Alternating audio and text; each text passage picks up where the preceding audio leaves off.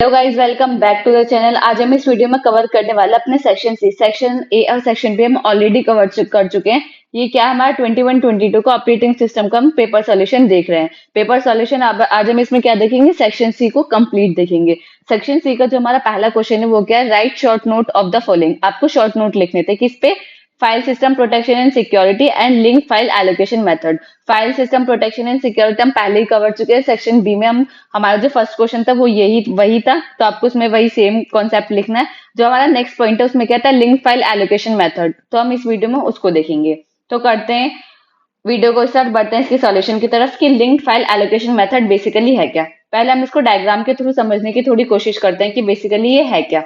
इसमें क्या है, जैसे कि आप जानते हो कि ये हमारी फाइल होती है। फाइल को हम किस में डिवाइड करते हैं, नंबर ऑफ ब्लॉक्स में डिवाइड करते हैं कि ये ब्लॉक 1 है, ये ब्लॉक 2 है, ये ब्लॉक 3 है, ये हमारा ब्लॉक 4 है, ये हमारा ब्लॉक 5 है। ईच ब्लॉक्स को हम किस में किस में एलोकेट करते हैं, डिस्क में एलोकेट करते हैं। ठीक है, इतना कॉन्सेप्ट आपको समझ आ गया। अब हम किसको करते हैं, डिस्क में उसको हमें एलोकेट करना पड़ता है। तो ये जो हमारा होता है फाइल सिस्टम एलोकेशन, ये हमारा क्या होता है, नॉन कॉन्टिग्यूस होता है। नॉन कॉन्टिग्यूस यानी हमें ये नहीं कि कॉन्टिग्यूस मैनर में हमें करना होता है, कहीं पे भी आप इसको एलोकेट कर सकते हो।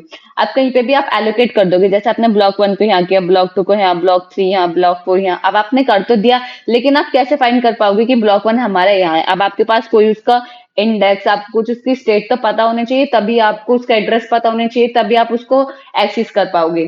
तो उसके लिए हम किसका यूज करते हैं, पॉइंटर्स का यूज करते हैं। इसमें हमें किसका यूज करते हैं, डायरेक्टरी का यूज करते हैं, जिसमें हमारा क्या होता है, स्टार्टिंग और एंडिंग का हम बताते हैं कि जो हमारा स्टार्टिंग की हमारी स्टार्ट कहाँ से हो रही है, स्टार्टिंग ब्लॉक कहाँ है और हमारा एंडिंग ब्लॉक क्या है, तो वो हम इसमें बता देते हैं।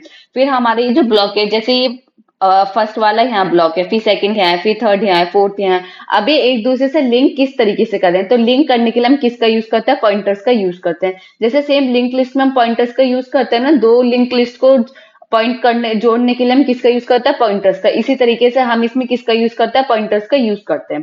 तो इसमें यही लिखा है, जो इसका पहला पॉइंट है वो क्या है, ब्लॉक में be scattered anyway on the disk but connected through a pointer. जो हमारे ब्लॉक्स हैं वो हमारी डिस्क के अंदर हम कहीं पे भी एलोकेट कर सकते हैं, लेकिन जो हमारे ब्लॉक्स हैं वो किससे कनेक्टेड होंगे, हमारे पॉइंटर के थ्रू कनेक्टेड होंगे।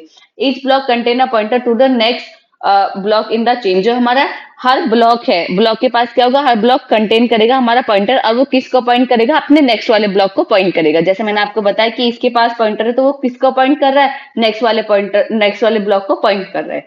नेक्स्ट पॉइंट क्या है, file allocation table need only starting block and ending block number. जैसे मैंने आपको बताया फाइल एलोकेशन में हम क्या कर रहे हैं, सिर्फ और सिर्फ स्टार्टिंग ब्लॉक और एंडिंग ब्लॉक नंबर हम बता रहे हैं कि स्टार्टिंग हमारी यहाँ से और एंडिंग हमारी यहाँ से है। ठीक है, एडवांटेजेस क्या, एडवांटेजेस नो एक्सटर्नल फ्रेगमेंटेशन, इसमें एक्सटर्नल फ्रेगमेंटेशन कुछ भी नहीं होता। So best suitable for sequential axis, sequential axis के लिए सबसे ज्यादा क्या होता है, बेस्ट होता है। डिसएडवांटेजेस क्या है, पॉइंटर आल्सो नीडेड सब मेमोरी इन ईच ब्लॉक। अब हर ब्लॉक के लिए हम क्या यूज करें, पॉइंटर्स का यूज करें, तो हमारी जो मेमोरी है वो बहुत ज्यादा यूज हो रही है, मेमोरी का वेस्टेज हमारा बहुत ज्यादा हो रहा है। ये हमारी क्या है, डिसएडवांटेज।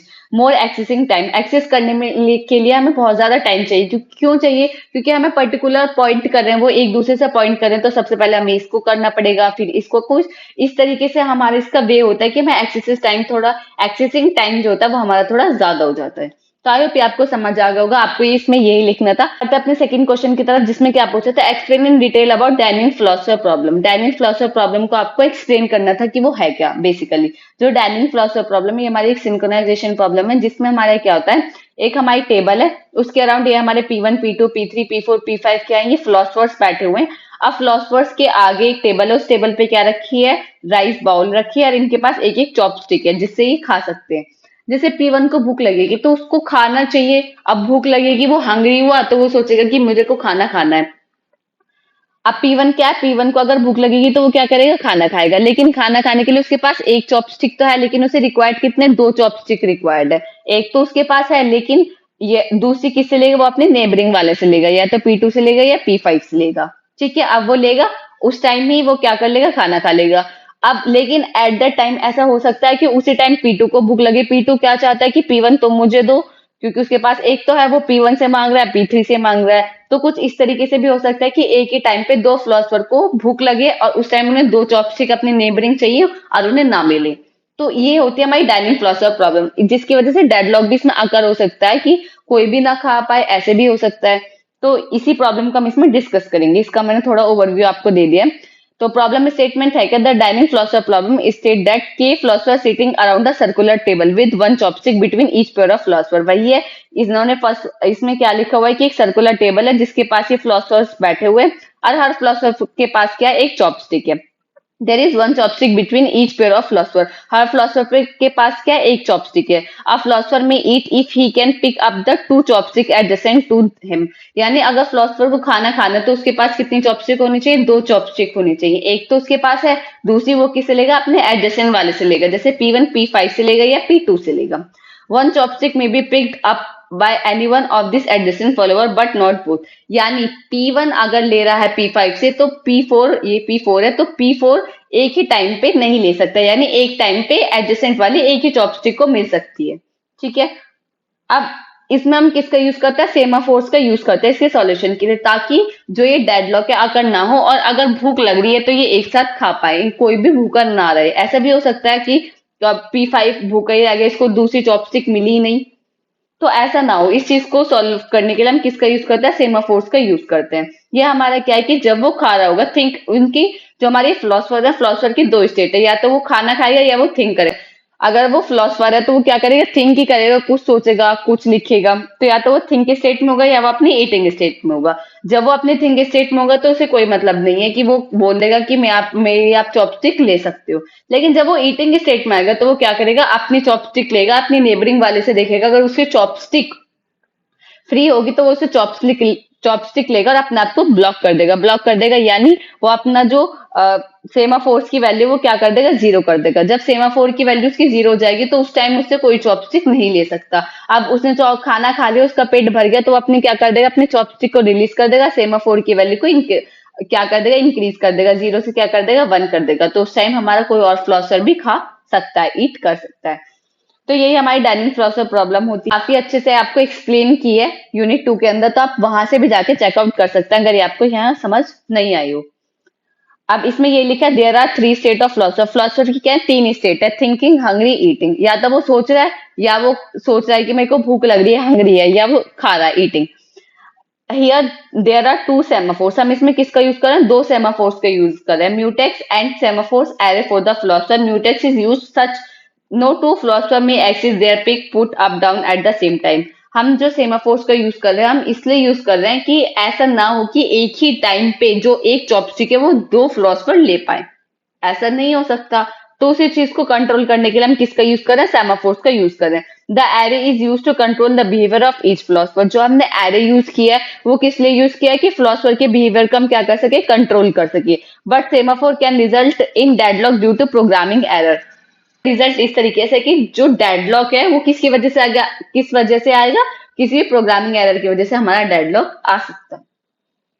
तो that's all about dining philosopher problem. बढ़ते अपने नेक्स्ट क्वेश्चन की तरफ, जो कि explain in detail about operating system services. Operating system हमें क्या क्या सर्विसेज प्रोवाइड कर देता है। ये क्वेश्चन सर्विसेज से भी आ सकता है, कंपोनेंट से भी आ सकता है, फंक्शन में भी आएगा। अगर ये किसी भी इन तीनों में से कुछ भी पूछेगा तो आपको यही सब लिखना है। सबसे पहले क्या है, जो हमारा ऑपरेटिंग सिस्टम, क्या पहली सर्विसेज है उसकी, प्रोसेस मैनेजमेंट। प्रोसेस बेसिकली हमारे क्या होता है, प्रोसेस हमारी एक स्टैटिक आइडेंटिटी है। अगर हम किसी प्रोग्राम को एग्जीक्यूट कर देते हैं वो प्रोसेस बन जाता है, तो वो होता है हमारा प्रोसेस। अब उन प्रोसेस को हम किस तरीके से मैनेज करते हैं तो वो हम देखेंगे। अब मैनेजमेंट में क्या आता है, प्रोसेस क्रिएशन एंड डिलीशन, की प्रोसेस को हम किस तरीके से क्रिएट करेंगे और किस तरीके से डिलीट करेंगे, वो किसके अंदर आता है, हमारा प्रोसेस मैनेजमेंट के अंदर आता है। नेक्स्ट पॉइंट क्या, process suspension and resumption. Process को कब सस्पेंड करना है, प्रोसेस को कब रिज्यूम करना है, कब उसको रोकना है, तो किसके अंदर आता है, हमारा प्रोसेस मैनेजमेंट के अंदर आता है।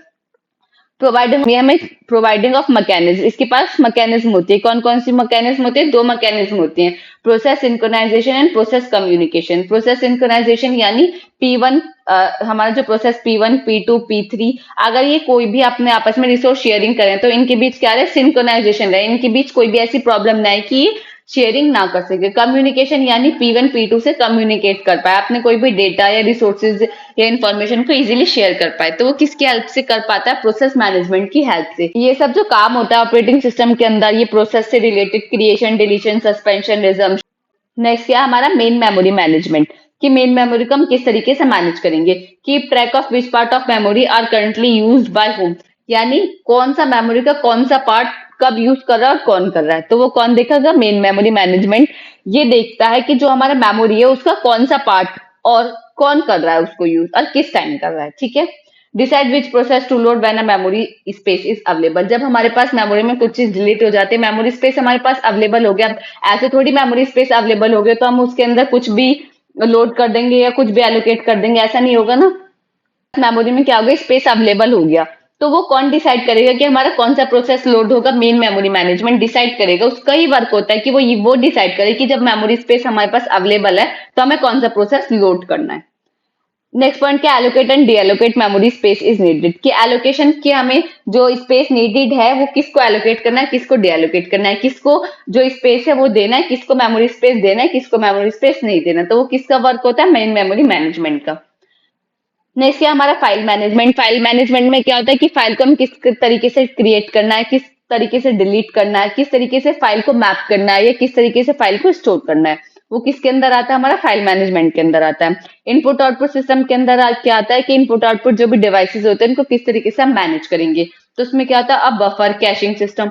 बफर आपको पता है, बफर एक हमारा टेम्परेरी एरिया होता है जिसके अंदर हम अपने स्टोर कर सकते हैं। अगर हम एट द टाइम P1 और P2 के बीच में कोई भी रिसोर्स से कम्युनिकेशन कर रहे हैं तो उनके बीच में बफर का यूज कर सकते हैं। बफर जो होता है हमारा क्या होता है? एक टेम्परेरी एरिया होता है। तो उसको जो भी मैनेज करने का काम होता है वो कौन करता है? इनपुट आउटपुट सिस्टम मैनेजमेंट करता है। और general device driver interface. Device driver interface का हम यूज करते हैं तो उसका भी मैनेजमेंट कौन करता है? Input output devices. ठीक है। नेक्स्ट क्या? हमारा secondary storage management. Secondary storage management में क्या? Free space management. जब हमारे पास सेकेंडरी स्टोरेज में फ्री स्पेस अवेलेबल है तो उस टाइम हमें किसको एलोकेट करना है, किसको एलोकेट नहीं करना।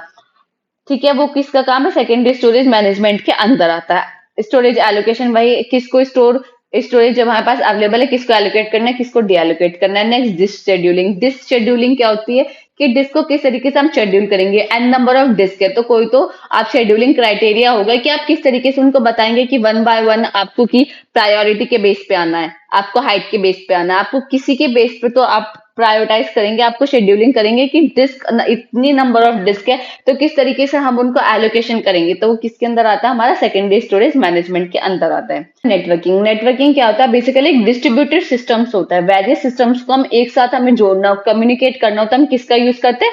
एक इस्टेब्लिश नेटवर्क का यूज करते हैं। कंप्यूटेशन स्पीड अप, जिसकी वजह से हमारी स्पीड जो कम्युनिकेशन की स्पीड है वो क्या होती है? इंक्रीज होती है। Increase data availability, enhance reliability. तो ये हमारे इसके एडवांटेजेस आप समझ सकते हैं एक तरीके से। नेक्स्ट क्या? Protection system. प्रोटेक्शन सिस्टम यानी प्रोटेक्ट करता है। अनऑथराइज यूजर से हमारा क्या करता है? प्रोटेक्ट करता है। ऑपरेटिंग सिस्टम के अंदर अगर कोई भी अनऑथराइज यूजर एक्सेस करना चाहेगा तो वो किसका काम? वो उसको कौन मैनेज करेगा? प्रोटेक्शन सिस्टम उसको मैनेज करेगा। वही है distributed between authorize and unauthorize usage. कि उसे ये पता लगाना कि कौन सा जो यूजर है वो ऑथराइज यूजर है, कौन सा अनऑथराइज यूजर है। Specify the control to be impose, किसके पास कितना कंट्रोल रहना चाहिए वो। Provide a mean for enforcement.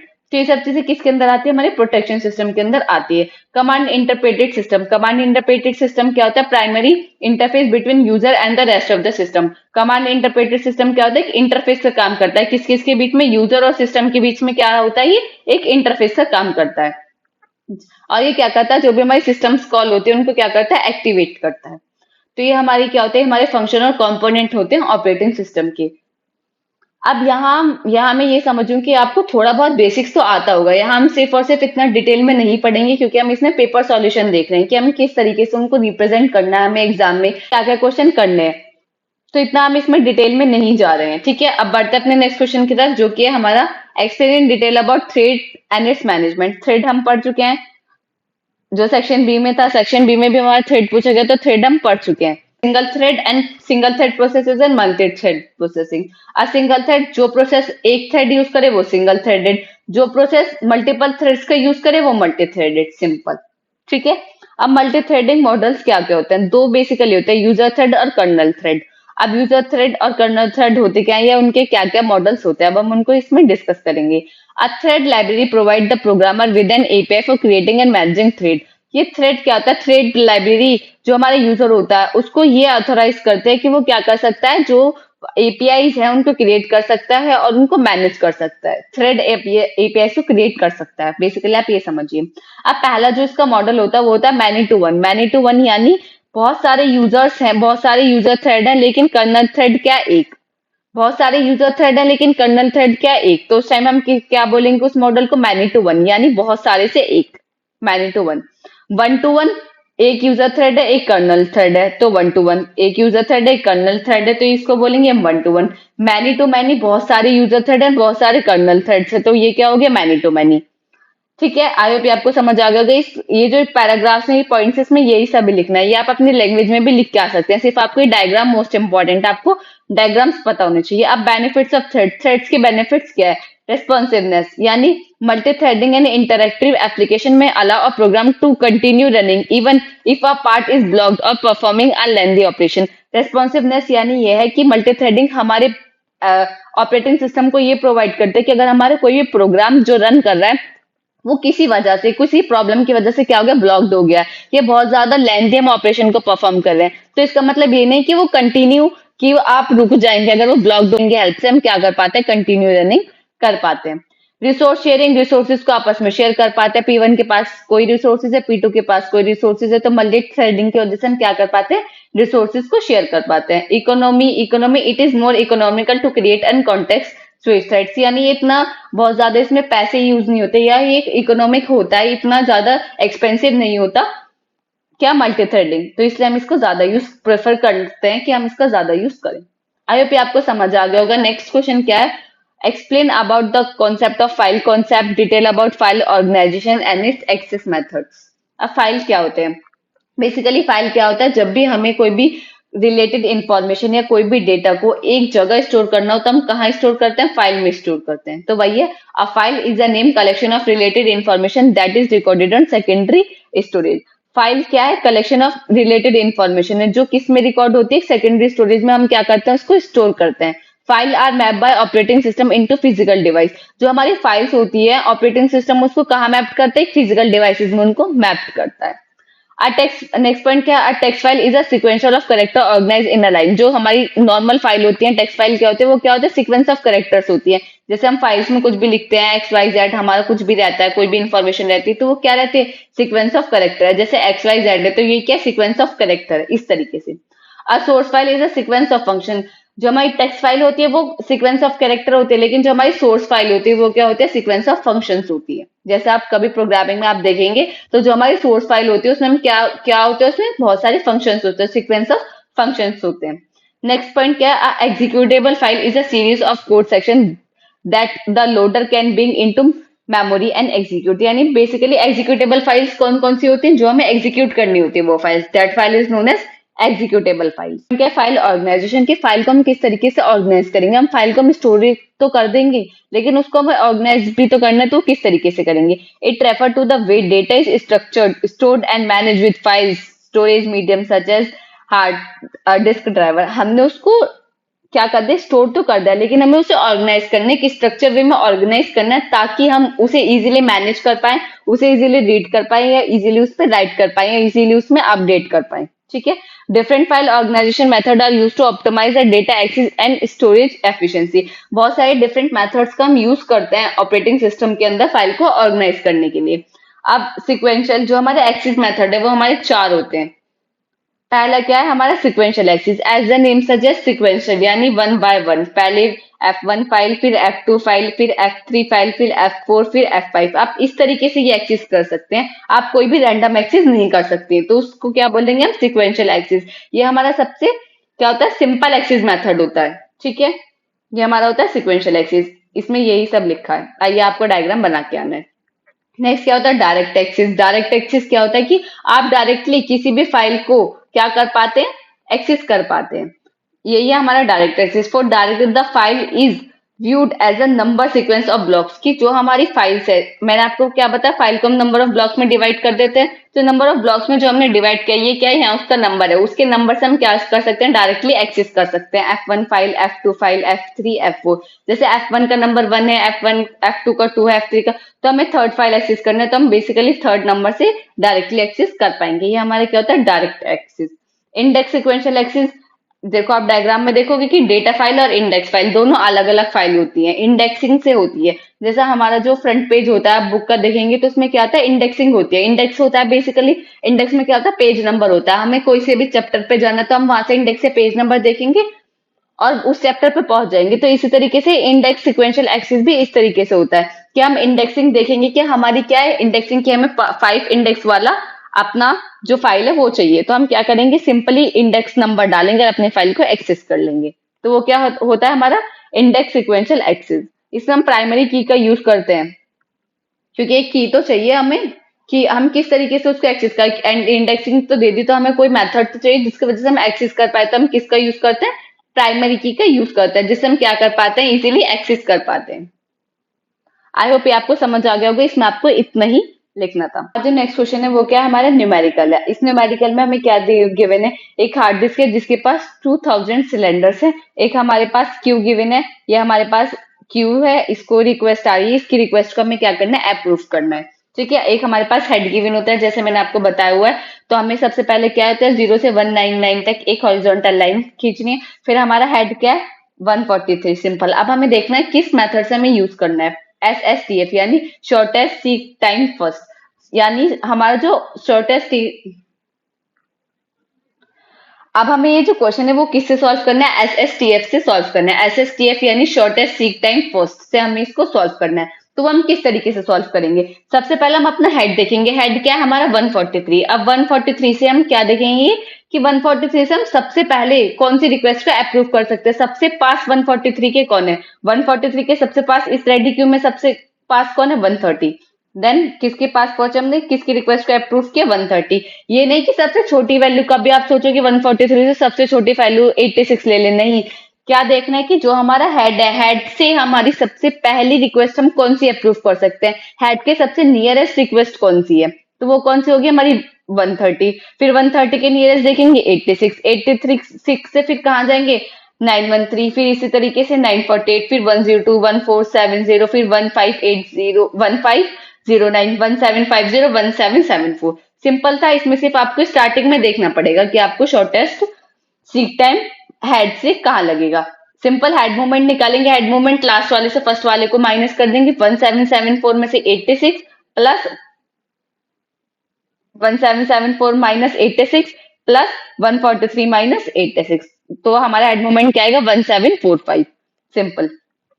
इसका सेकंड पार्ट में क्या था, फर्स्ट कम फर्स्ट सर्व, जो पहला आएगा उसकी पहली रिक्वेस्ट अप्रूव करेंगे, फर्स्ट कम फर्स्ट सर्व। अब हेड क्या है हमारा 143, सबसे पहले हमारा कौन है 86, तो सबसे पहले किसकी रिक्वेस्ट अप्रूव करेंगे, 86। 86 के बाद किसकी, 86 के बाद 1470, सीधा 86 से किसकी रिक्वेस्ट अप्रूव, 1470, फिर 913, फिर 1774, फिर 948, फिर 1509, 1002, देन 1750, देन 130। जिस तरीके से आपको क्यू में गिवन हो उसी तरीके से आप सिंपली रिक्वेस्ट को अप्रूव करते जाए। जो आपको इस क्यू में देख के जो सबसे पहला है उसकी रिक्वेस्ट को आपको अप्रूव करते जाना है। सिंपल। आई पे आपको समझ आ गया होगा। अब इसमें हेड मूवमेंट निकालेंगे, हेड मूवमेंट सिंपल है, बड़ी वैल्यू में से छोटी वैल्यू को माइनस कर देंगे तो हेड मूवमेंट आएगा 7081। आप एक बार ये खुद से सॉल्व करके देखना, आपको तब अच्छे से अंडरस्टैंडिंग होगी कि ये क्वेश्चन हम सॉल्व किस तरीके से करेंगे।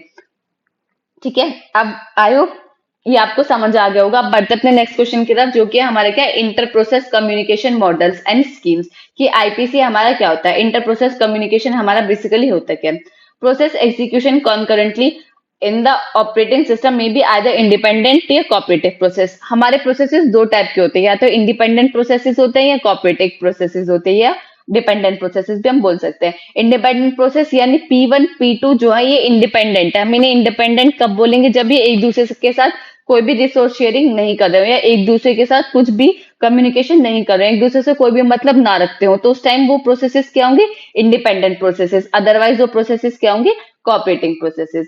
अब इन्होंने बताया नेक्स्ट पॉइंट में, मैंने बताया कि जो इंडिपेंडेंट प्रोसेसेस है, हम इंडिपेंडेंट प्रोसेस किसी प्रोसेस को कब बोलेंगे, इंडिपेंडेंट प्रोसेस हम किसी प्रोसेस को जब बोलेंगे जब वो आपस में कोई भी डेटा या रिसोर्सेज का शेयरिंग नहीं करेंगे, तो उस टाइम वो प्रोसेसेस क्या होंगे, इंडिपेंडेंट प्रोसेसेस। और कोऑपरेटिंग प्रोसेसेस क्या होते हैं, कोऑपरेटिंग प्रोसेसेस वो प्रोसेसेस होते हैं जब कोऑपरेटिंग प्रोसेसेस कौन से प्रोसेसेस होते हैं, जब वो आपस में शेयर करते हैं डेटा या इंफॉर्मेशन या रिसोर्सेज को, तो उस टाइम हम उन प्रोसेसेस को क्या बोलते हैं, कोऑपरेटिंग प्रोसेसेस।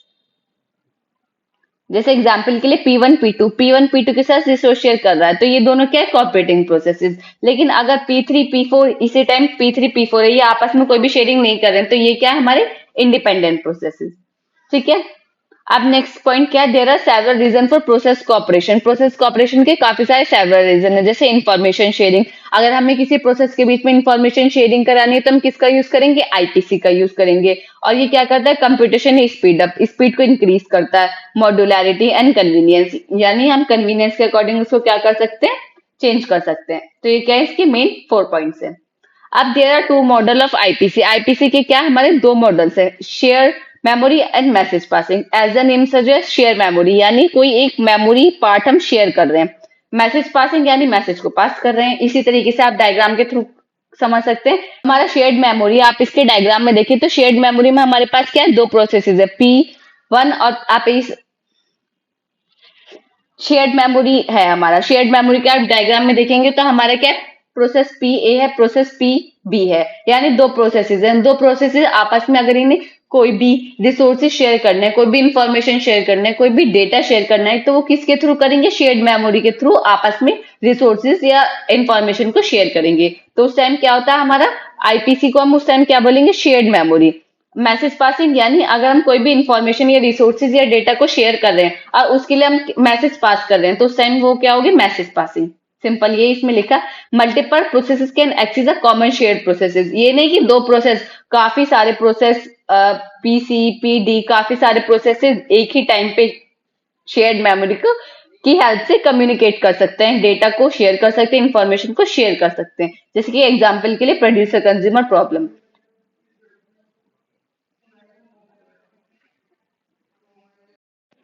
अब हमारा नेक्स्ट क्या है, मैसेज पासिंग। मैसेज पासिंग की अब हम थोड़ी सी थ्योरी पढ़ लेते हैं। क्या लिखा हुआ, message passing provide a mechanism to allow a process to communicate and synchronize their action without sharing the same address. यानी मैसेज पासिंग एक ऐसा मैकेनिज्म है जो ये अलाउ करता है प्रोसेसेस को कि वो कम्युनिकेट कर पाए, एक सिंक्रोनाइजेशन में कम्युनिकेट कर पाए, और वो अपना एड्रेस स्पेस को शेयर नहीं करे, सिर्फ एक क्या किसकी हेल्प से कम्युनिकेट कर पाए, मैसेज पासिंग की हेल्प से कम्युनिकेट कर पाए। It is particularly use in the distributed environment. ये कहाँ यूज होता है, डिस्ट्रीब्यूटेड एनवायरनमेंट में यूज होता है कि एक यहाँ है, एक यहाँ है, एक यहाँ है, तो इस टाइम हम किसका यूज करेंगे, मैसेज पासिंग का यूज करेंगे कम्युनिकेट करने के लिए। ठीक है, वही इसमें लिखा हुआ है। आई होप ये आपको समझ आ गया होगा। तो सिंपली इसमें जो मेन है वो आपकी थ्योरी पे ध्यान नहीं देंगे। एग्जामिनर जो बैठता है ना, उसके पास इतना टाइम नहीं होता, वो आपको क्या देगा, अच्छा डायग्राम ठीक बनाया, चलो ठीक है पूरे नंबर, इस तरीके से वो देखते हैं। आपको डायग्राम पे मेन फोकस करना है। ठीक है, जहां जहां डायग्राम आप बना सकते हो वहां आपको बनानी ही है। अब बढ़ते हैं अपने नेक्स्ट क्वेश्चन की तरफ, जिसने पूछा explain in detail about monolithic kernel and microlithic kernel को आपको एक्सप्लेन करना था। तो सबसे पहले मैं आपको थोड़ा ओवरव्यू दे देती हूँ तो मोनोलिथिक कर्नल बेसिकली क्या होता है। अब सबसे पहले जो हमारे कर्नल्स थे वो हमने किस तरीके से कर दिए, यहाँ एक तरीके से एप्लीकेशंस हो गई या जो भी, ये हमारी क्या होगी, कुछ कर्नल्स की फंक्शनैलिटी हो गई, कर्नल्स की कुछ सर्विसेज हो गई। जो हमारी कर्नल्स की सारी सर्विसेज थी वो हमने क्या कर दी, एक जगह उनको स्टक कर दिया। जैसे हमारी सिस्टम्स कॉल हो गई, जैसे हम समझ सकते हैं हमारी सिस्टम कॉल हो गई, फाइल सिस्टम्स हो गई, वीपीएम हो गया, शेड्यूलिंग हो गई। तो हमने क्या कर दिया, जो भी हमारी क्या थी, मोनोलिथिक कर्नल्स की जो फंक्शनैलिटी थी या जो उसकी सर्विसेज थे, हमने उन्हें एक जगह स्टक कर दिया। अब हमने कर तो दिया, ठीक है, उससे हमारी स्पीड क्या हुई, स्पीड भी हमारी इंक्रीज हो गई और हमारे बहुत अच्छे से हम काम कर पा रहे थे। लेकिन अगर हमारी कोई भी न्यू सर्विसेज आई, उसको ऐड करना बहुत ज्यादा डिफिकल्ट हो गया था मोनोलिथिक कर्नल में, क्योंकि आप पहले ही एक जगह स्टक कर दिए हो तो आप कहाँ से ऐड करोगे। ठीक है, वहां बहुत ज्यादा डिफिकल्टी हुई। दूसरी कहाँ डिफिकल्टी हुई, दूसरी अगर इसमें डीबगिंग करने में, दूसरी डिफिकल्टी कहाँ, डीबगिंग करने में, कहीं पे भी एरर आ गया तो वहां एरर को फाइंड करना, करेक्ट करना बहुत ज्यादा डिफिकल्ट हो गया था किसमें, मोनोलिथिक कर्नल में। ठीक है, तो मोनोलिथिक कर्नल ये था। इसी प्रॉब्लम को ओवरकम किया माइक्रोलिथिक कर्नल ने। माइक्रोलिथिक कर्नल ने क्या किया, जो भी ऑपरेटिंग सिस्टम की सर्विसेज है उनको एक जगह नहीं किया, उनको अलग अलग कर दिया। सिंपल अलग अलग कर दिया। अब न्यू सर्विसेज आप इजीली ऐड कर सकते हो। हाँ ठीक है, ये अलग अलग है तो कोई भी न्यू सर्विसेज आई तो आपने यहाँ सिंपली ऐड कर दिया। डिलीट इजीली कर सकते हो आप, कोई भी एरर आ गया उसी इजीली डिटेक्ट कर सकते हो। अगर F1 में यहाँ एरर आया तो आप सिर्फ और सिर्फ इसको, या एरर जो है उसको ही आपको क्या करना है, करेक्ट करना है। पूरे सिस्टम से आपको कोई लेन देन नहीं है। तो इसी प्रॉब्लम को ओवरकम किया माइक्रो कर्नल्स ने। तो आई होप आपको इसका कॉन्सेप्ट समझ आ गया होगा। Micro monolithic kernel, microlithic kernel, आपको यही सब इसमें लिखना है।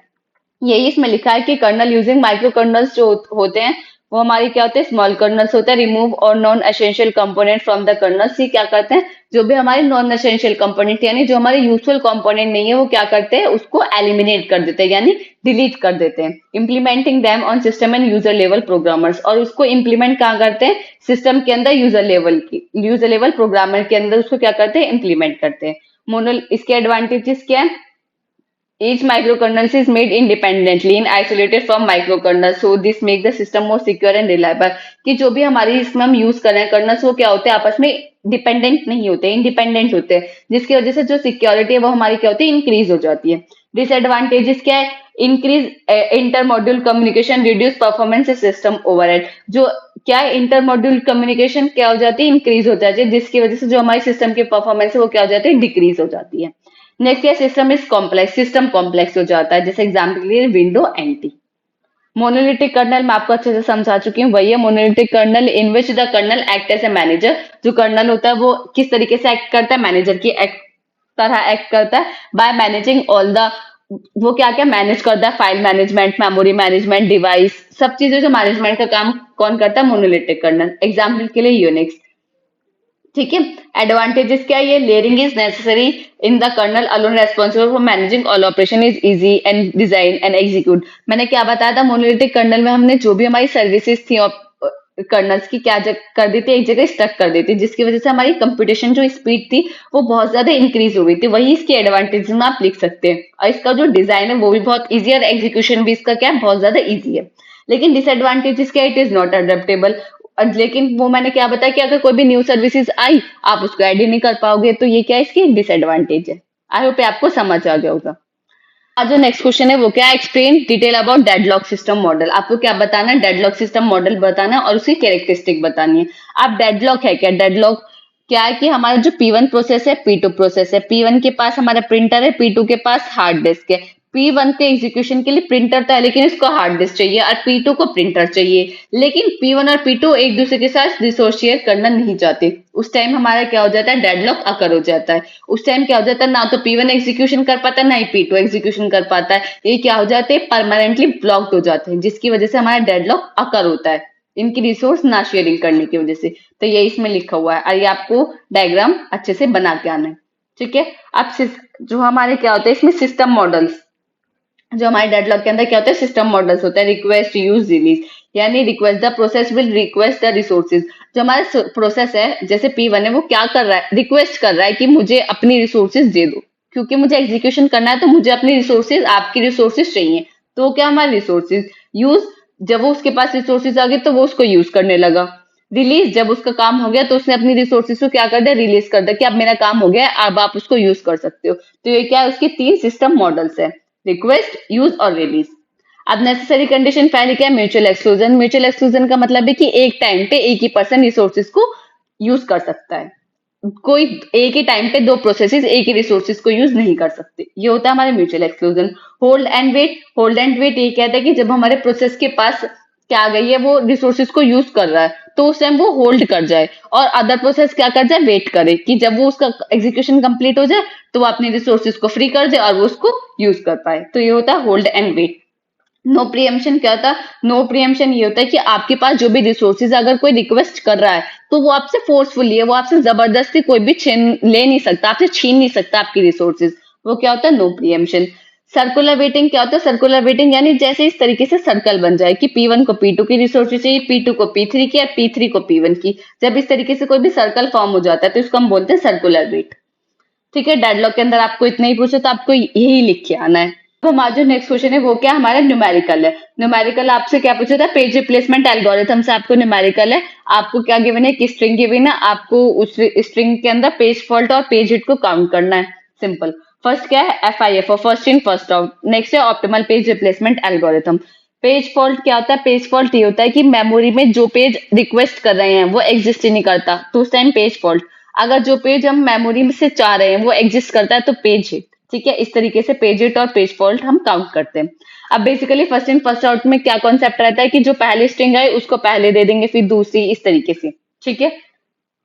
अब यहाँ हम देखेंगे, देखो किस तरीके से, ये मैं अच्छे से सेपरेट वीडियो में, न्यूमेरिकल की वीडियो में अच्छे से इसको मैं एक्सप्लेन कर दी है, कर दिया है, आप वहां से जाके चेकआउट कर सकते हैं। यहाँ सिर्फ और सिर्फ हम एक बार इसको रिवाइज करेंगे कि हम इस क्वेश्चन को किस तरीके से सॉल्व करेंगे। जैसे पहले हमारी स्ट्रिंग आई 7, तो सबसे पहले हमारा क्या हो गया, हमारा 7 हो गया, ठीक है। फिर देन क्या गया हमारा 0, 7 0। उसके बाद क्या आ गई हमारी स्ट्रिंग 1, 7 0 1। तो यहाँ क्या हुआ, हमारा पेज फॉल्ट हुआ, क्योंकि जो हम पेज रिक्वेस्ट कर रहे थे वो पेज एग्जिस्ट ही नहीं करता। अब हमारा क्या हुआ, two two two page string आई। अब टू को हम किससे रिप्लेस करें, सबसे पहले कौन आया था, फर्स्ट इन फर्स्ट आउट, जो पहले आया उसको ही हम पहले आउट करेंगे। सबसे पहले कौन आया था 701 में से 7, तो 7 को क्या कर देंगे, रिप्लेस कर देंगे 2 से, ठीक है। फिर 201, नेक्स्ट क्या, 0 0 पहले से ही एग्जिस्ट कर रहा है, तो उस टाइम क्या हुआ, पेज हिट, यानी जिस पेज की हम रिक्वेस्ट कर रहे हैं वो मेमोरी में पहले से ही प्रेजेंट है, तो उस टाइम क्या होगा, पेज हिट होगा। नहीं है तो पेज फॉल्ट होगा। इसी तरीके से आपको ये क्वेश्चन को क्या करना है, सॉल्व करना है, सिंपल, ठीक है। आई होप आपको समझ आ गया होगा। और इसमें अगर आपको कोई भी डाउट है तो आप चेकआउट कर सकते हैं हमारी वीडियो, हमने उसमें न्यूमेरिकल की वीडियो में काफी अच्छे से डिस्कस किया। हमारा क्या, optimal page replacement algorithm. Optimal page replacement algorithm में किस तरीके से कॉन्सेप्ट होता है, हम उसमें किस पेज को रिप्लेस करते हैं जो हमारा फ्यूचर में काफी लॉन्गेस्ट टाइम में यूज होगा, ठीक है। जैसे कि सबसे पहले 7 हमने रिक्वेस्ट करी, 7 एग्जिस्ट नहीं करा, पेज फॉल्ट। 0 0 एग्जिस्ट नहीं करा, पेज फॉल्ट। 1 एग्जिस्ट नहीं करा, पेज फॉल्ट। अब इसमें से हम किसको रिप्लेस करें, 701 में से, तो हम जाएंगे स्ट्रिंग में जाएंगे, 701 में से 1 से देखेंगे कि 701 में से फ्यूचर में सबसे बाद में कौन सा यूज होगा। अब 2 तो 0 तो यही यूज हो रहा है, देन 0 के बाद अब हम देखेंगे 1 भी यहाँ यूज है, लेकिन 7 जो है फ्यूचर में बहुत लॉन्ग टाइम में यूज होगा, तो हम किसको रिप्लेस कर देंगे, 7 को 2 से रिप्लेस कर देंगे। फिर 2010 पहले से ही एग्जिस्ट कर रहा है तो पेज हिट हो जाएगा। इसी तरीके से इसको सॉल्व करते रहेंगे, और इसमें पेज फॉल्ट आएगा 9, पेज हिट आएगा 11, इसमें पेज फॉल्ट आएंगे 13 और पेज हिट आएंगे 7। तो सिंपल आप इसको सॉल्व करके देखो, सिंपल है, इससे आपकी क्या हो जाएगी, प्रैक्टिस हो जाएगी। तो ये वीडियो यहाँ फिनिश होती है। इसमें हमने पूरा section A, section B, section C को कवर कर लिया। 21 22 का पूरा सॉल्यूशन हम कर चुके हैं। अगर आपको कोई भी डाउट आप कमेंट सेक्शन में बता सकते हैं। अगर ये वीडियो आपको अच्छी लगी हो तो लाइक कमेंट शेयर करना ना भूलें।